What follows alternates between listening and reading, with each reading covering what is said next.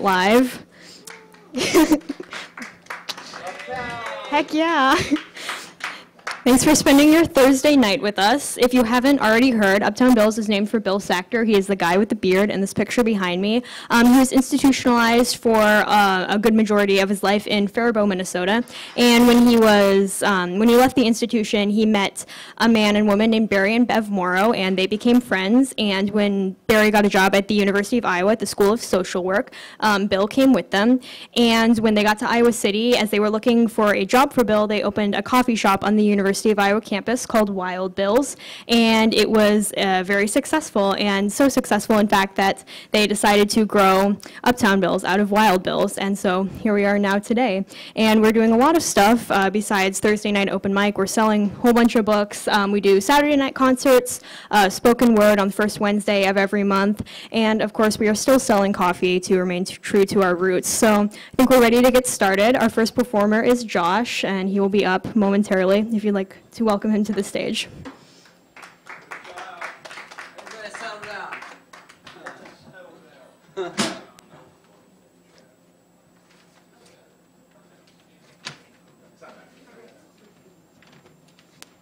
Sorry, I'm a gangster.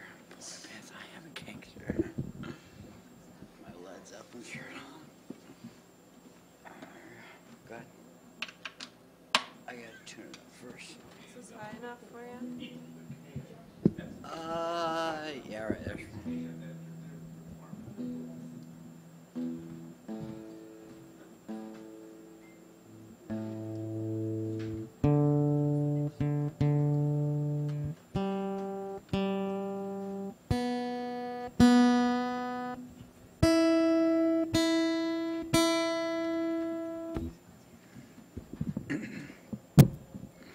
All right, so tonight I'm going to do some comedy songs for you. The first one is a parody of a song called Lola by the Kinks. It was redone by Weird Al Yankovic, and the song is titled Yoda. Yoda like the Star Wars saga, so here we go.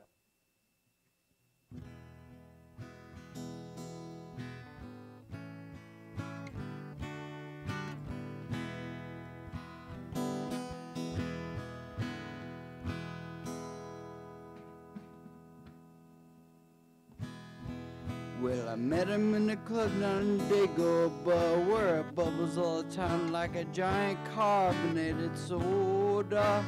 S-O-D-S soda. I saw a little runt sitting there on a log. Then I asked him his name in a raspy voice. He said, Yoda.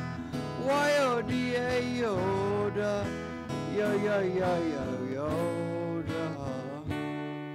Well, I've been around, but I ain't never seen a guy who looks like a Muppet, but he's wrinkled and green. Oh, my Yoda. Yoda. Well, I'm not dumb, but I can't understand how he can lift me in the air just by raising his hand. Oh, my Yoda. Yoda. Yoda.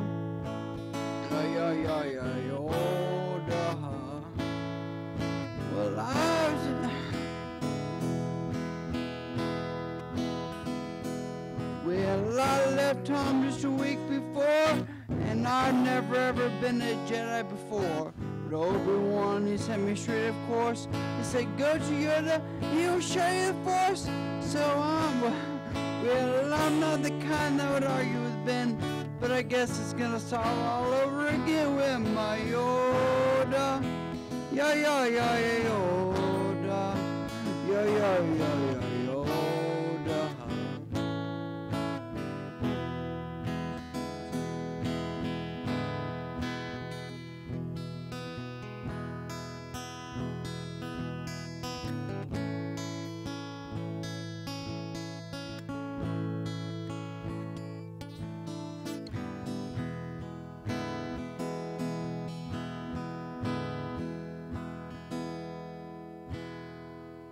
I'm sorry, I forgot the rest.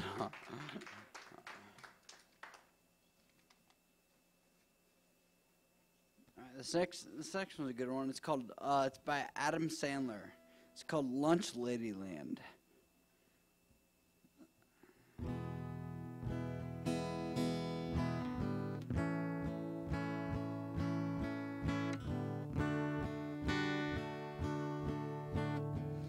Woke up this morning, put on my new plastic glove.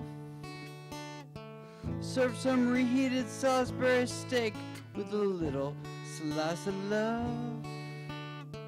Got no clue what the chicken pot pie is made out of.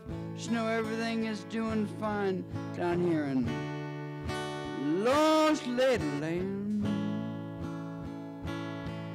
Well, I wear this net on my head 'cause my red hair is falling out. And I wear these brown orthopedic shoes 'cause I got a bad case of the gout. I know you want seconds on the corn dogs, but there's no reason to shout, 'cause everybody gets enough food down here in Lost Lady Land. Well, yesterday's meatloaf is today's sloppy Joe. My breath reeks of tuna, and there's lots of black hairs coming out of my nose. Hoagies and grinders, hoagies and grinders, hoagies and grinders, hoagies and grinders, navy beans, navy beans. Hoagies and grinders, hoagies and grinders, navy beans, meatloaf sandwich, sloppy Joe, sloppy Joe, sloppy Joe, sloppy Joe, yeah, sloppy Joe, sloppy Joe, sloppy Joe, sloppy Joe. Well, I dreamt one morning and I woke up to see all the pepperoni pizza wasn't looking at me. It screamed, "Why do you burn me and serve me up cold?" I said, "Now I got the spatula, just do what you're told." And the liver and onions started joining the fight, and the chocolate pudding pushed me with all its might. And then the chop suey slapped me and it kicked me in the head. "It's called revenge, Jones lady," said the garlic bread. I said, "Now what did I do to make you all so mad?" I said, "You got flabby arms and your breath is bad." But then my friend, Sloppy Joe, came and joined my side. Said it wasn't for lunch, lady. Kids wouldn't eat you. Should be shaking her hand and saying, "Pleased to meet you."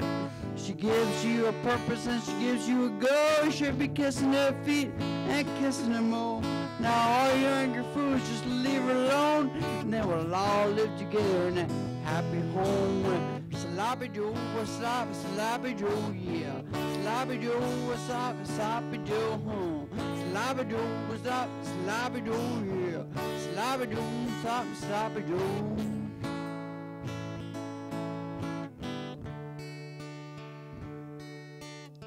Me and Sloppy Joe, we got married.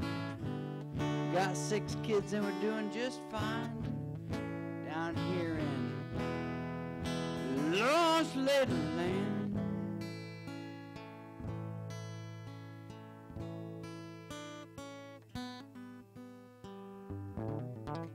Thank you.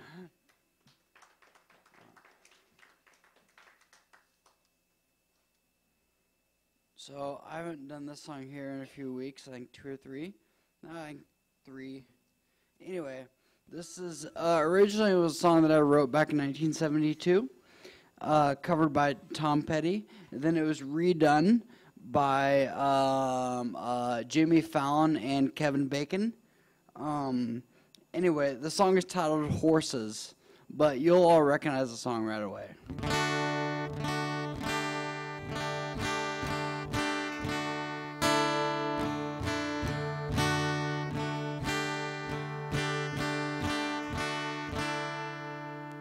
She's a good girl who loves her mama, loves horses and America too.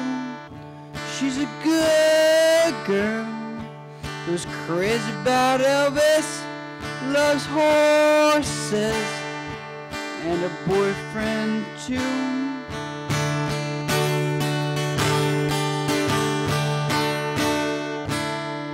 She loves horses, she also loves rainbows, she loves flowers and horses too.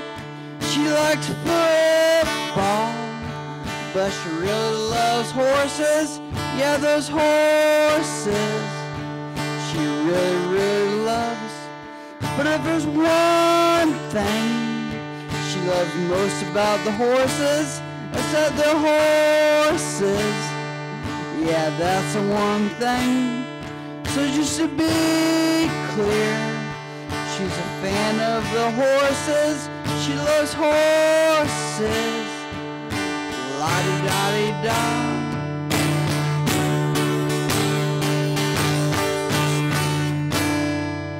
She digs horses. Yeah, she's nuts about horses. She enjoys horses. Says, yes, she does. She loves horse hair, horse teeth and horse noses. She loves horseshoes and horses too. She likes ponies, but not as much horses. She likes horses much, much more. She likes unicorns, but she calls them horny horses. She loves horses. Yeah, that's what she loves. She doesn't like goats. She don't like llamas. She don't care for crazy kangaroos. And I'm a bad boy, 'cause I don't like horses. She loves horses. Ventura Boulevard, not free. Free horses. Not free. Free horses.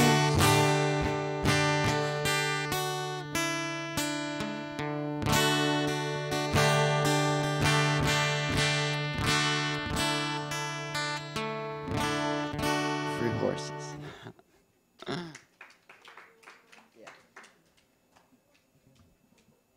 She does. That's what I was told anyway. She loves horses, you know. Alright, so I've only been playing the guitar for about like, I don't know, 5 or 6 years or so. I was thinking about maybe writing a song. I already have the lyrics down too. If I were to ever write a song, it'd sound a lot like this.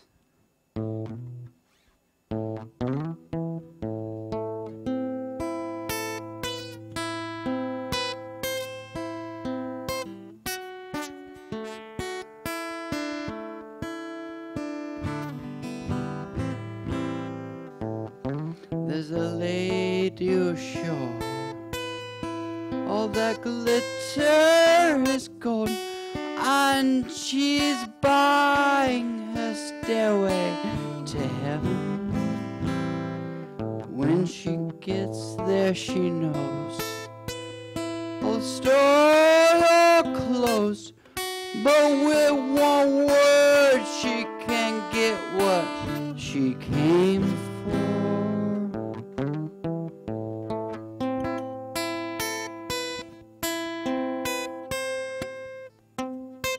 Jeez, guitar is hard.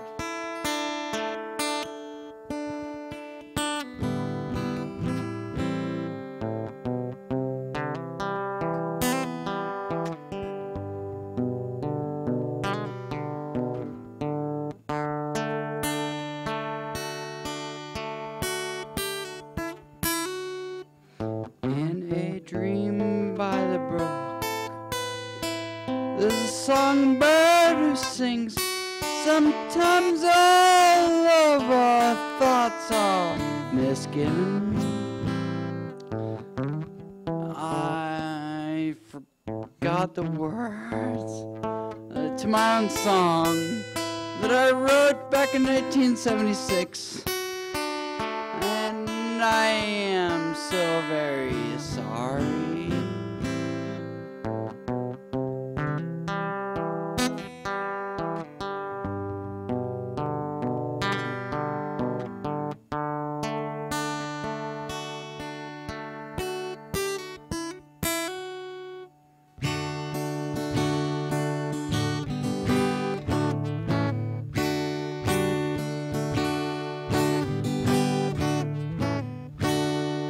And as we wind Our shadows are taller than ourselves. There walks a lady we all know, who shines a white light and wants to show how everything still turns to gold. And if you listen very hard, the tune will come to you at last. And after one is on, to be a rock and not roll.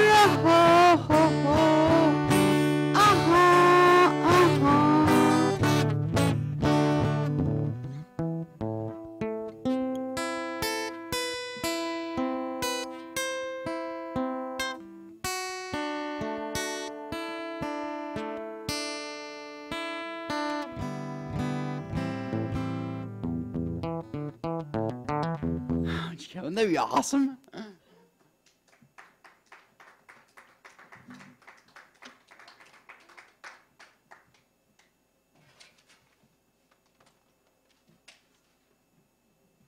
All right, thank you.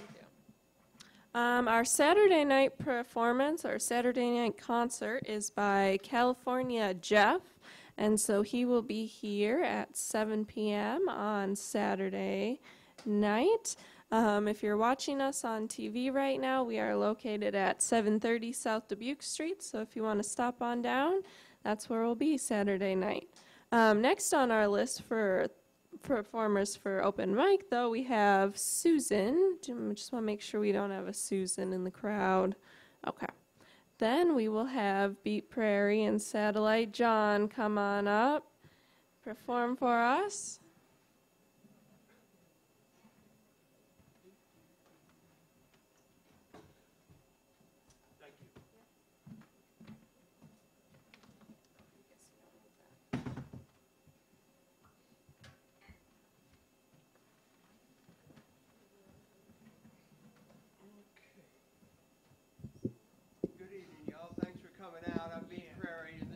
Satellite John.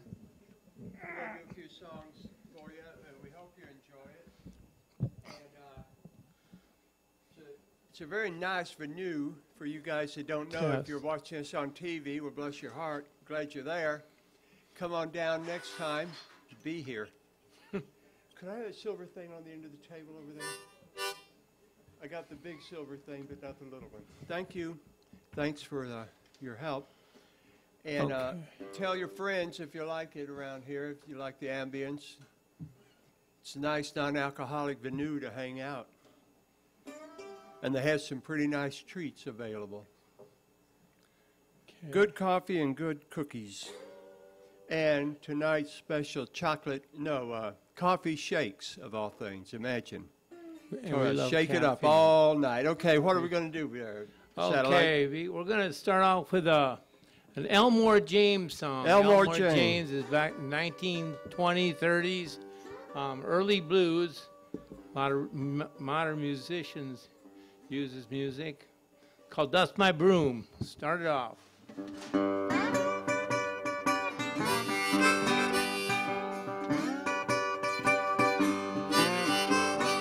I'm getting soon in the morning.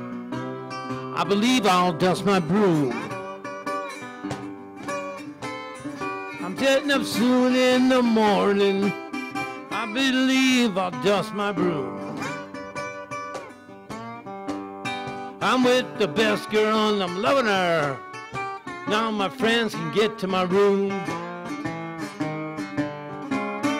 I'm gonna write me a letter, telephone every town I know. I'm gonna write me a letter, telephone every town I know. If I don't find her along the Mississippi, she's the only river girl I know. I don't want no woman in any downtown mansion. No, I don't want no woman in any downtown mansion. that would make her a lonely girl, and they wouldn't like her on the streets.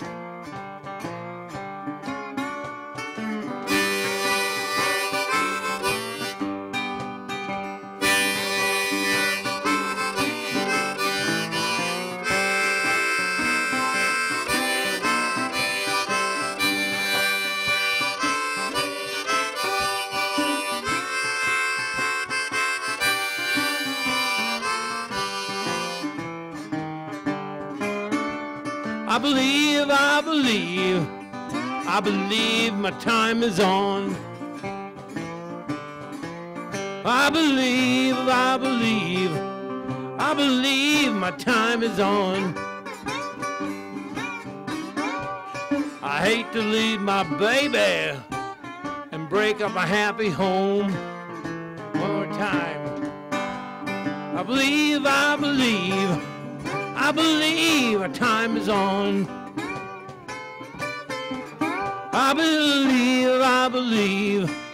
I believe my time is on. I hate to leave my baby and break up my happy home. Okay. Thank you. From the last century, a long time ago. Yeah. Yeah, the old papers falling on the floor, huh? I know. You're going to have to make them magnetic. I'm going to have to do something, get some glue. What are we, all right, we're doing that song now. Okay, next one we'll do is, let's see how I make this work. Next song is a Roger Miller song. It's called The Roger Miller. The Roger Miller. The Roger Miller, called King of the Road.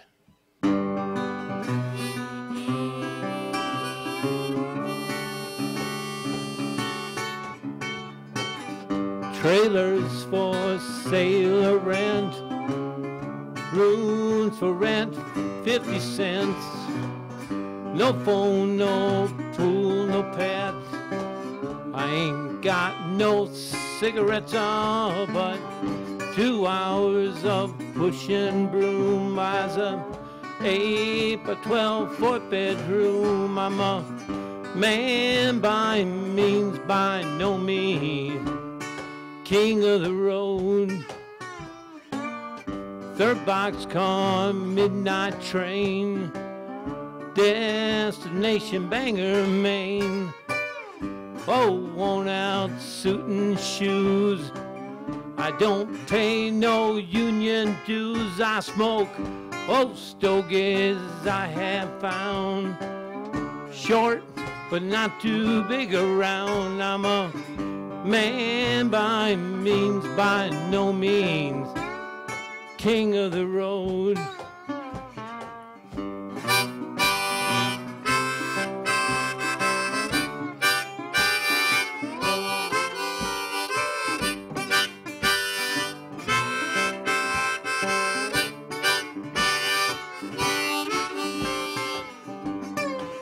I know every engine on every train, all of the children, all of the names, every handout in every town, and every lock that ain't locked when no one's around. I sing prayers for sailor rent, rooms for rent, 50 cents, no phone, no pool, no pet.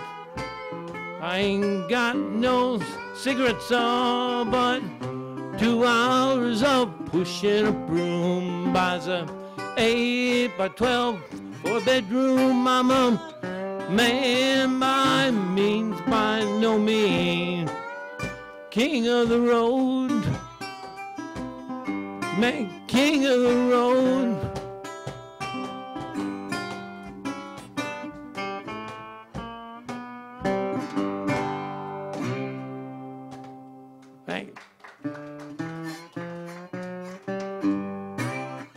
Okay, we got the end of that one. Okay, we'll do a quick harmonica switch out here. Oh, harmonica switch. Okay. Hey, I'm the fastest harmonica switch. Cover in the with West. massive chord dose here. All right. got the right harmonica? That's Got a it. Mississippi saxophone over Mississippi there. sax right here, folks. All right, let's see. Okay. This next song is a Bob Dylan song. Oh, Bob Dylan. Okay, it's called Blowing in the Wind.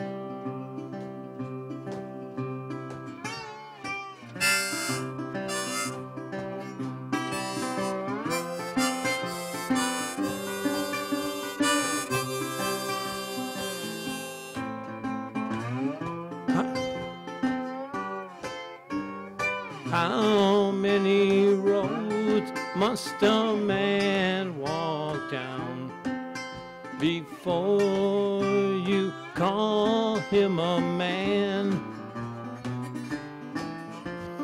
How many seas must a white dove sail before she sleeps in the sand? Yes, and how many times must a cannonball fly before the forever ban? The answer, my friend, is blowing in the wind. The answer is blowing in the wind. Yes, and how many years can a mountain exist before it's washed to the sea? Yes, and how many years can some people exist before they're allowed to be free? Yes, and how many times can a man turn his head and pretend he just doesn't see? The answer, my friend, is blowing in the wind. The answer is blowing in the wind.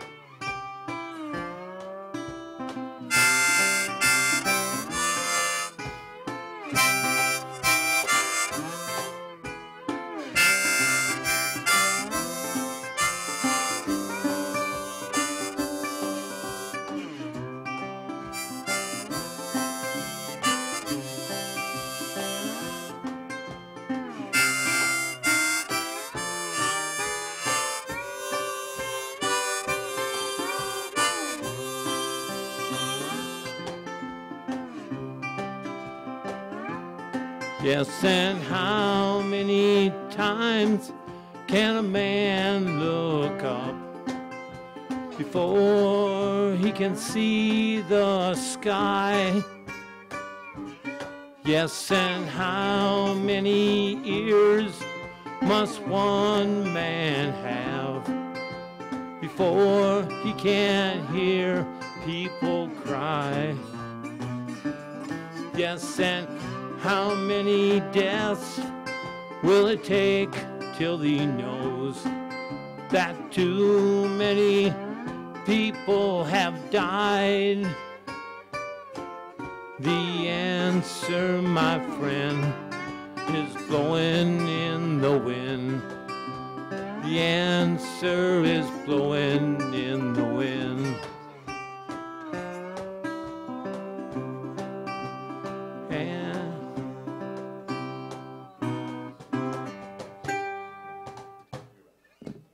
Thank you.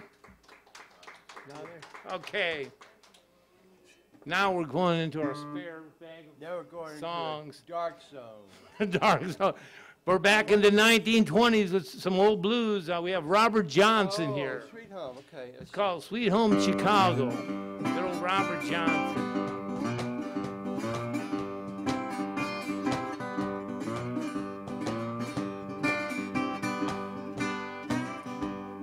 Home. Wait. Home. What? That's wrong. I got to do something. I don't know what This happened. is only a test of the right. String Tighten Committee. Okay, Tighten up the string. We're a little go- bit. It's a little- okay. we're ready now. Yeah. To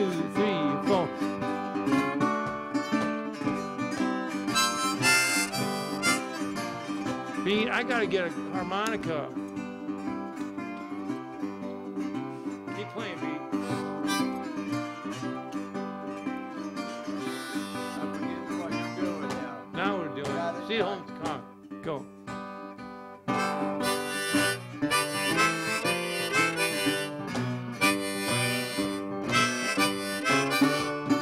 Home, baby, don't you wanna go home? Baby, don't you wanna go to the land of California, to my sweet home, Chicago? Home, baby, don't you wanna go home? Baby, don't you wanna go to the land of California, to my sweet home, Chicago? Now 1 and 1 is 2, 2 and 2 is 4. I'm headed for it, baby. I'm booked, I gotta go. I said, honey, baby, don't you wanna go to the land of California, to my sweet home, Chicago? Now 2 and 2 is 4, 4 and 2 is 6. Gonna keep a look around, baby. Gotta be there by 6. Oh, honey, baby, don't you wanna go back to the land of California, to my sweet home, Chicago? Now 6 and 2 is 8. 8 and 2 is 10. She cast her ticket in once. I'll bet she'll do it again. I'm crying, honey, baby, don't you wanna go back to the land of California, to my sweet home, Chicago? I'm going to California by the way of I-80. We'll stop at the world's largest truck stop on the way there, baby. Honey, baby, don't you wanna go back to the land of California, to my sweet home, Chicago?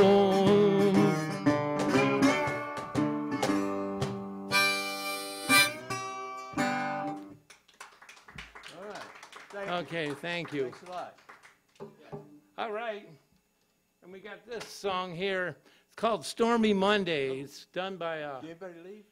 they're still here, B. Everybody's still here. Good. Thank God. Children are all Okay, this song, Stormy Monday, is done by Bobby Bland. It's one of the singers. The Allman Brothers did it one time, one of their albums, but it's an old blues song. Everybody likes Stormy Monday. Okay. I haven't done it in a while. I'm following you, B.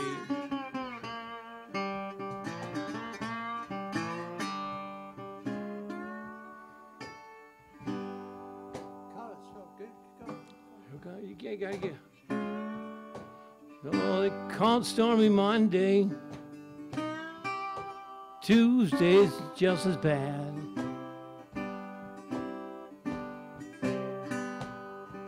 They call it Stormy Monday. Tuesday's just as bad.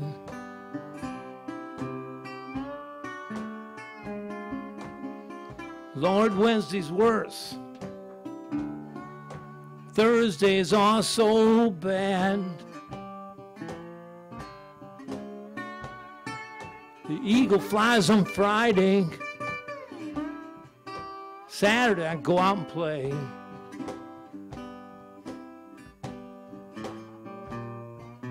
The eagle flies on Friday.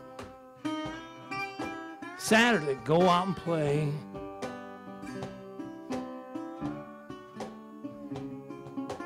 Sunday, I go to church, yeah. Gonna kneel down and pray.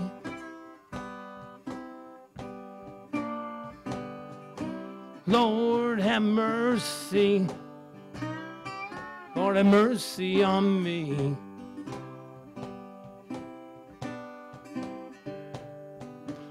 Lord have mercy. Lord have mercy on me.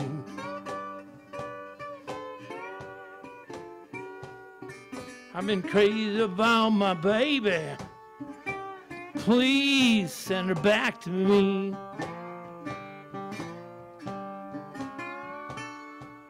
Lord have mercy. Lord have mercy on me.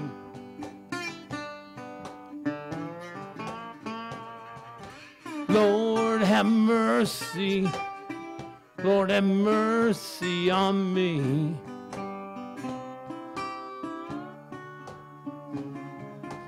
Crazy about my baby. Won't somebody please send her back to me? That's the instrumental beat.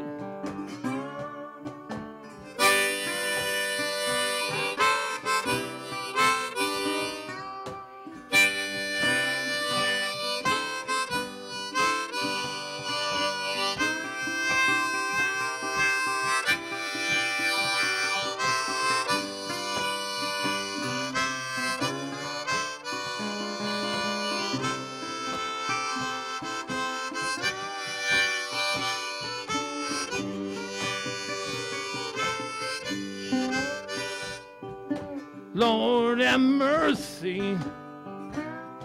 Lord have mercy on me.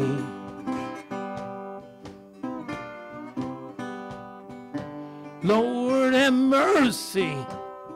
Lord have mercy on me.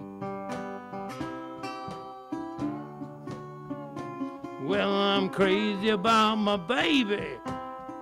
Won't somebody please send her back to me? Thank you. Okay, we got through that. We haven't done that one for a while, so We're thank done. you. Thanks a lot. Love that song. Done? All right, next. We're done. We can do another one, beat. All right, turn the page. We'll turn the page, and we can Got just one? go. Okay. Okay. Thank you for the no-shows.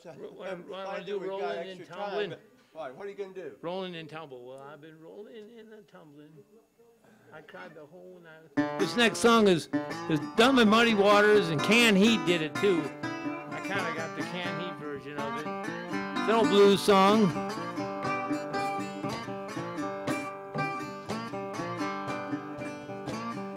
Yeah. Oh, I've been rolling and tumbling the whole night long. Oh, I've been rolling and tumbling.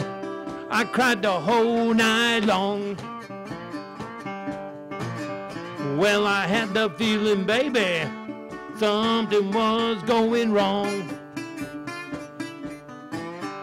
Oh, I cried like my mama.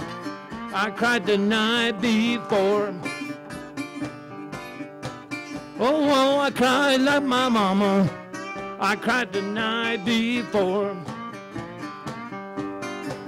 Oh, well, I had the feeling, baby, that you don't love me no more. All right, Deep.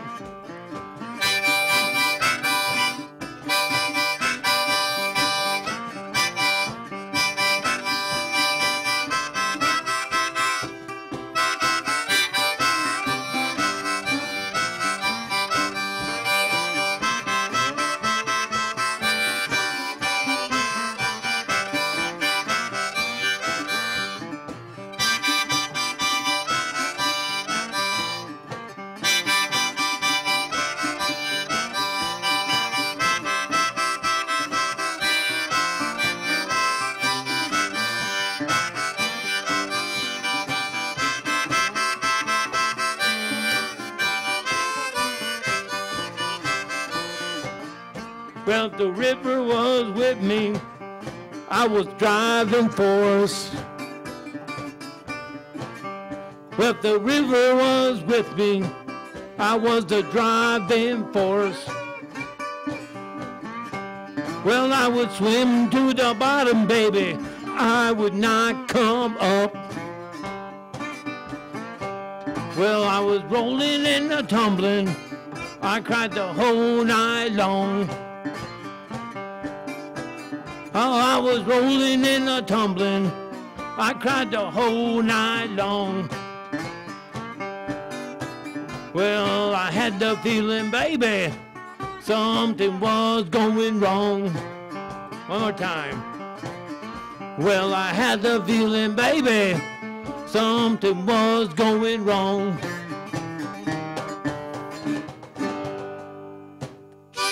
Thank you. Wow. Okay, good. They didn't leave. Thank you, audience. I'm glad you're all here for us. We paid them. Thanks for paying them, Jason. They're making more money than we are.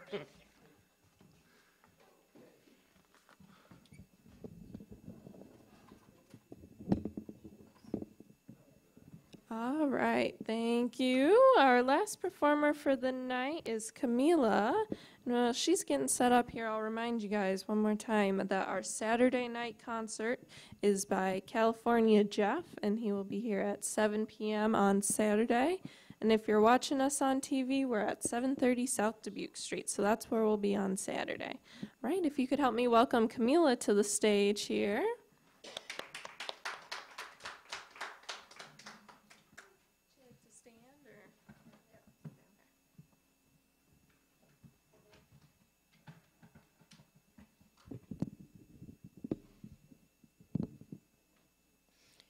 Hi. I came across this near-death experience story a few years ago, and it's just stayed with me, and I want to share it because I think if everybody gets a little bit of someone else's experience of the other side, that our faith would increase and it would be helpful. This one is Anita Moorjani's story, and she posted it in 2006 on NDERF, Near-Death Experience Forum.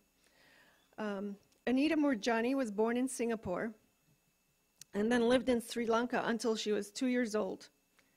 An ethnic Sindhi woman from India, her family then moved to Hong Kong, where she grew up speaking fluent Sindhi, Cantonese, and English, as well as being conversant with a multitude of cultural idioms. Although a Hindu by birth, she was educated first in Catholic schools, then in private English schools in Hong Kong, and later studied in England before returning to Hong Kong to take a senior management position for a French fashion company, where she traveled all over the world using her multicultural, multilingual background in a variety of business and social settings. In December 1995, she married her husband and soulmate, Danny, who loves her unconditionally and still does, despite her becoming an NDE freak now. In April 2002, she was diagnosed with Hodgkin's lymphoma, and after nearly 4 years of battling the disease, she was taken to the intensive care unit of her local hospital in February 2006, where she was given less than 36 hours to live. Her remarkable near-death experience and seeming miraculous recovery from cancer has created enormous interest and commentary on an international scale. So this is an interview. NDERF says, "Hi, Anita, it's nice to talk to you again. It's only been a few months since your NDE and recovery, so I was wondering how you are feeling these days. Has media and public interest in your experience had any effect on your ability to come and go as you please?" Physically, she answers, "I am feeling really great. Thanks for asking. I don't recall having this much energy at my disposal ever before. As for the media and public interest, that's been a lot of fun. It's not that people recognize me straight off the bat, you know. I mean, many people have heard my story but must don't know what I look like because they've mostly either read about me on the internet or heard about me on the radio. I'm becoming a regular on Chinese radio. It's only when I introduce myself that people say, 'Oh, so you're the Anita that died.' Another fun aspect is that I'm getting many invitations to attend social as well as spiritual gatherings. What I love most is that people keep hugging me. When they meet me, they say, 'I was really moved by your experience. Can I have a hug?' And of course I say, 'Sure, I love that part.'" NDERF, "Yes, and I can see you are becoming expert at giving cyber hugs on the forum. Can you hug worldwide? What has been the most difficult part in adjusting to three-dimensional reality since returning from your experience? That's a good question. The most difficult part is not being able to now to see this world in the same way as everyone else does. I don't see things the same way as most people do, nor can I process information the same way I used to. I can't. It feels like I have been beyond this physical world and I can't go back to thinking the way I used to. Sometimes I feel misunderstood. One of my fears is of becoming lonely should no one understand me. Endorf says, yes, I can imagine there would be a sense of loneliness that could come with an experience that is difficult to put into language. Can you tell me more about how this way of thinking affects your physical reality? When I was in the NDE state, it felt as if I had woken up to a different reality. It felt like I had awoken from the illusion of life, and from that perspective, it looked like my physical life was just a culmination of my thoughts and beliefs up to that point. Felt like the whole world was just a culmination of the thoughts and beliefs of the collective. That is, the culmination of everyone's thoughts and beliefs. It felt like nothing was actually real, but we made it real with our beliefs. I understood that even my cancer was not real. It was also part of the illusion, so if I went back to my body, I would not have the cancer anymore. And another thing is that there was this incredible understanding of how we are all interconnected, and how what I felt within me affects my whole universe. I felt one with everything. I felt a connection with every living thing, and it felt like the whole universe is within me. As far as I'm concerned, if I am happy, the universe is happy. If I love myself, everyone else will love me. If I am at peace, the whole universe is peaceful, and so on. Also, time and space feel very different in that dimension. It doesn't feel linear like it does here. It felt like everything was happening simultaneously. I saw what could be interpreted as past lives. I saw what was happening currently. My brother on the plane, the conversations between my family members and doctors, and I also saw the future of this life pan out. But it was as if they were all happening at once, and I was living them all at once. It felt like only after coming back, my mind has to process it. It is happening in linear time, but in that dimension, it didn't feel that way at all. And also, the distance and solid walls did not stop me from seeing and hearing everything that pertained to me at that time.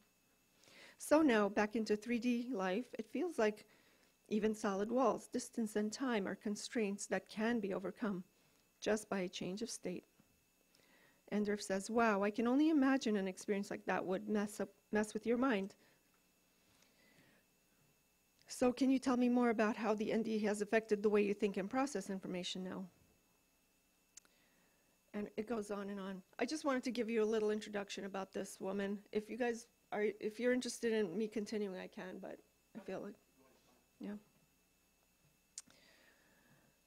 Well, first of all, my view of the world has totally blown apart. Over these months, I have had doctors telling me repeatedly that what happened to me is completely unexplainable. Medically, it should not be possible. They can't figure out where the billions of cancer cells went in just a matter of days. Medically, every way they look at it, I should have died. My organs were shut down. Either the cancer should have killed me or the drugs should have killed me, or the billions of cancer cells trying to leave, flooding my already shut down organs should have killed me. In view of what physically happened to me, I am no longer able to see any physical disability in the same light anymore. Where in my own mind would I draw the line between what is fixable or curable and what is not? By what scale or logic would I draw these conclusions from? Certainly not from what is medically possible. I can't apply that to my life anymore. The word impossible has no meaning to me anymore. The boundaries of what is possible or not is very shady to me.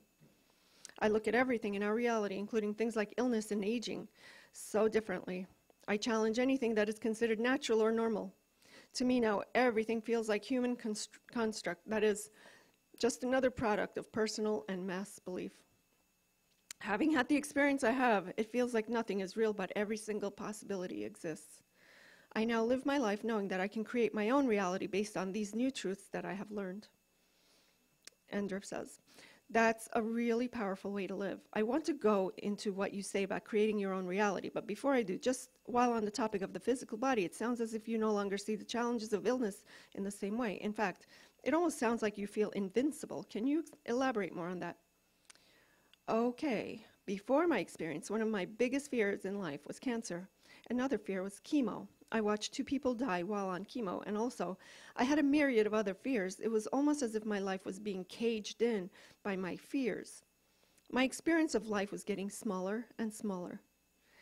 Now, move forward into my NDE. This state caused a huge internal consciousness shift within me. It felt as if I had penetrated into a reality beyond my mind, and that living in the mind was living in the illusion. Words aren't adequate to describe that state, but it felt like we constructed this world with our mind, and that was the illusion. It felt like I went beyond that, and there was a feeling of being connected to the entire universe, becoming one with everyone and everything. I was also flooded in an all-encompassing, unconditionally loving energy. It was an energy of unconditional love, an energy that does not discriminate or judge. This universal energy is therefore for us, no matter who or what we are. I felt amazingly powerful and magnificent. It was in this very awake state that I made the decision to come back into life. It was one powerful decision to come back and experience life in this body again. You see, as soon as the choice to live or die was presented to me, I knew that once I made the decision, nothing outside of myself could kill me. Nothing. Just the fact that I was presented with the choice and that I made the decision made it real. And as soon as I made the decision, every single cell in my body responded to that decision, and I healed almost immediately. The doctors continued to take tests, but could not find anything. I understood that everything that was being done, after all the tests, biopsies, drugs, etc., was being done to satisfy everyone around me. And although a lot of it was very, very painful, I knew that I would be fine. My higher self, soul, spirit, connection to all that is, whatever you want to call it, that part of me that had decided to continue to live through this body and nothing in this physical 3D world could affect that decision. It felt like any decision made from the real reality far outweighs anything in this mind-constructed illusion of the 3D world. This is that invincible feeling, the feeling that nothing outside of me can harm me. Endorf says, do you think this feeling can be attained by others, or do you feel that it is something that can only be achieved either by an NDE or by a special few? She answers, I strongly believe it is something that can be attained by others. I certainly don't feel special or chosen or anything like that in any way. Perhaps one just needs to be at the right place psychologically in their physical lives for something like this to happen. It can certainly look like this is just a random event that happened to me, but bear in mind that I had cancer for nearly 4 years. During those 4 years, I changed dramatically. Living with terminal cancer at a reasonably young age and watching yourself deteriorate changes you and your perspective on life. It can't not. I feel that those years prepped me for exactly the type of death experience that I had. I don't know if I would have been emotionally mature enough to handle such a shift if it happened sooner, like say without all the emotional psychological clearing that took place within me from living with the cancer for almost 4 years. I feel that I had reached a place in my life that allowed the shift to happen. I was already at a point in my life where I wasn't particularly attached to any way of thinking, and also had reached the stage of letting go of desiring any specific outcome. In my opinion, getting to this point was important for me. The NDE gave me that last push that I needed to see beyond this reality, and once I saw that the body is not the real me and that the cancer was also not real, I was then able to see how loved I am, and I recognized my own magnificence. And once I made the decision to live, the physical body only reflected this newfound state.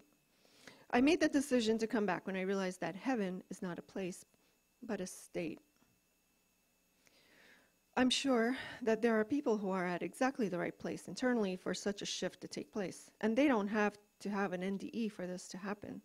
Perhaps all they need to do is bring it into awareness of what is possible, and perhaps just by the fact that something like this has happened to me, I can be the catalyst for such an awareness brought into their reality. I believe that once people are willing to expand their minds to let in such occurrences into their own reality, it may even trigger off further inner work to allow for such a shift to happen within them. I don't believe everyone has to have something as dramatic as an NDE to see such miracles occur. Perhaps just the willingness to let go of beliefs which may be holding them back. From that state where this life looked like an illusion created by collective minds and beliefs, it looked like our strong attachment to certain beliefs is what holds the illusion in place. Perhaps a willingness to look at and let go of beliefs that may be holding us back would help us to move forward faster as a collective consciousness. Perhaps a better term would be collective unconsciousness, because we humans do this without awareness. Endorf says, this now takes me back to a question I differed earlier. How do we create our reality? She says, from the perspective of the other dimension, it really felt like nothing is real. Only our beliefs about them make them so. Now, knowing that, I review what I believe and only hold on to what serves to expand my life and let go of anything that feels restricting or doesn't make me feel positive in any way. I feel that once you start believing that something is possible, you start to let it into your awareness, and then it starts to become true for you. The more you believe it, the more it starts to become real for you. This is why it is so very important to believe in positive things rather than negative things. Whatever you believe, you will find that you are correct. The universe has a way of presenting to you exactly what you believe. If you think life is great, you are correct. If you think life is tough, you will be proven correct too. My own personal intention is to bring to people's awareness what our human body is capable of doing so that they can let it into their belief system. The more people start to believe it, the more we will start to see this kind of thing happening. In other words, the more we will start to accept it into our collective minds. Then we will start to see it manifest in the physical. For example, a miracle is only labeled such because it is an event outside of our belief system. Once we see it happen, we can start to believe it. Once we start to believe it, it can then enter into our consciousness and happen more and more often. It's as simple as that. Endorf says, yes, if our beliefs create our reality, then it certainly is important to believe in positive things and things that serve us rather than things that work against us. But how do we do that in a world that is seemingly so full of negativity? She says, remember I said earlier that I felt that the universe is within me. The external world is only a reflection of my internal world. Many people say that the world is very negative, but that's not exactly true. Look around you. Everything exists simultaneously in this universe, the positive as well as the negativity. There is poverty, there is wealth. There is sickness, there is health. There is love, there is also hatred and fear. And there's happiness and there is despair and so on. And there is not more negative than positive. It's just because we choose to see the world in this way that it feels like there is more negative. And the more we choose to see it this way and give it our focus and energy, the more of it we draw into our lives and create it in our own personal reality. Remember, I believe that this reality is created by our collective unconsciousness. That's what I felt I broke through during my NDE. Each of us as individuals always has the choice to choose what we want to see and believe as reality. And so if someone's life is not working for them, how would you suggest they turn it around? Well, one of the most important, powerful things I got from my NDE is how loved I am.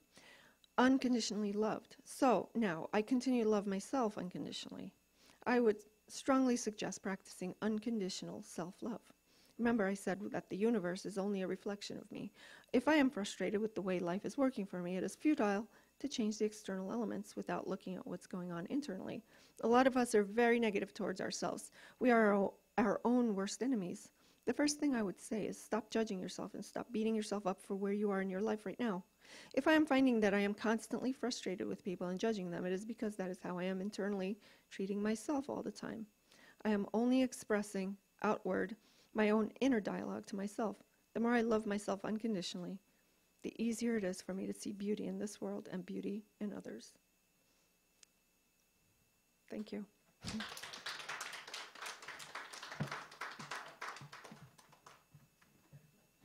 All right. Thank you very much, Camila. We have one more thing. I don't want to send you guys away. We can do the drawing real quick, so I wouldn't want to get anybody leaving here without their books. So. Okay, so the theme tonight was books with cool covers that I liked. So the first one is The Itch. Ooh. And that one goes to E. Prairie.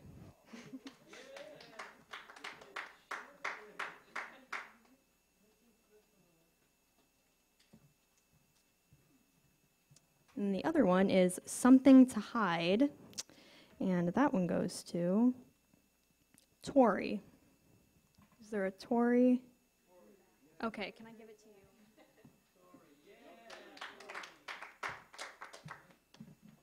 All right, thank you everyone for coming out tonight. We can get the sign-up sheet up for next week. Otherwise, yeah, I think it's behind there. So otherwise, we will see you on Saturday. California Jeff will be performing. Thank you.